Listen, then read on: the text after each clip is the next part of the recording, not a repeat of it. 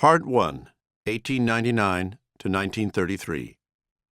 What seasons they have been through. Chapter 1.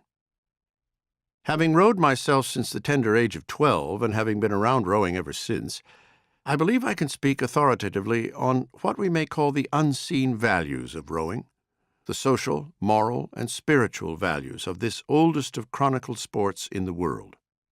No didactic teaching will place these values in a young man's soul. He has to get them by his own observation and lessons. George Yeoman Pocock. Monday, October 9th, 1933, began as a gray day in Seattle.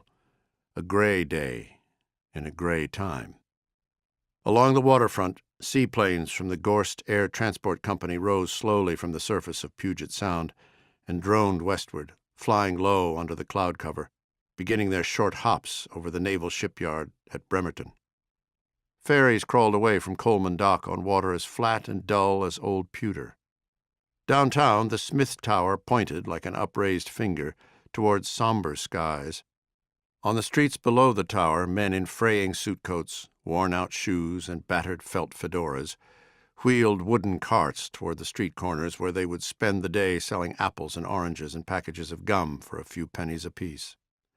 Around the corner on the steep incline of Yesler Way, Seattle's old original Skid Row, more men stood in long lines, heads bent, regarding the wet sidewalks and talking softly among themselves as they waited for the soup kitchens to open. Trucks from the Seattle Post-Intelligencer rattled along cobblestone streets, dropping off bundles of newspapers. Newsboys in woolen caps lugged the bundles to busy intersections, to trolley stops, and to hotel entrances, where they held the papers aloft, hawking them for 2 cents a copy, shouting out the day's headline, "$15 million to get U.S. relief." A few blocks south of Yesler, in a shantytown sprawling along the edge of Elliott Bay, children awoke in damp cardboard boxes that served as beds. Their parents crawled out of tin and tar paper shacks and into the stench of sewage and rotting seaweed from the mud flats to the west. They broke apart wooden crates and stooped over smoky campfires, feeding the flames.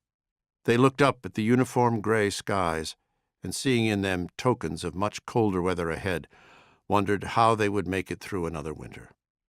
Northwest of downtown, in the old Scandinavian neighborhood of Ballard, tugboats belching plumes of black smoke nosed long rafts of logs into the locks that would raise them to the level of Lake Washington. But the gritty shipyards and boatworks clustered around the locks were largely quiet, nearly abandoned, in fact. In Salmon Bay, just to the east, dozens of fishing boats, unused for months, sat bobbing at moorage, the paint peeling from their weathered hulls.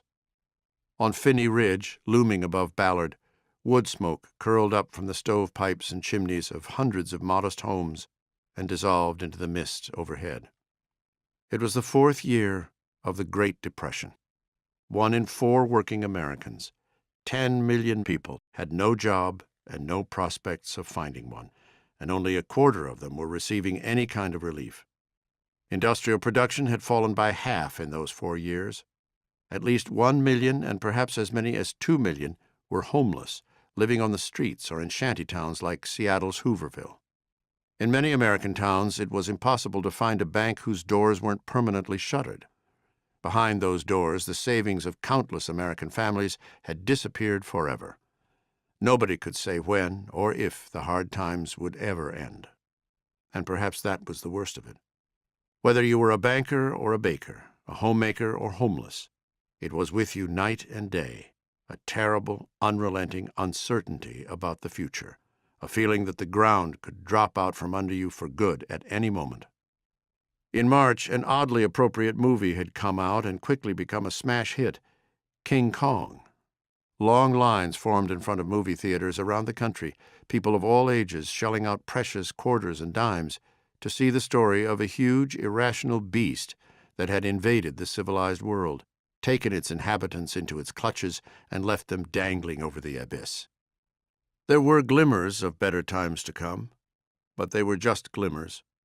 The stock market had rebounded earlier in the year, the Dow Jones Industrial Average climbing an all-time record of 15.34% in one day on March 15th, to close at 62.10.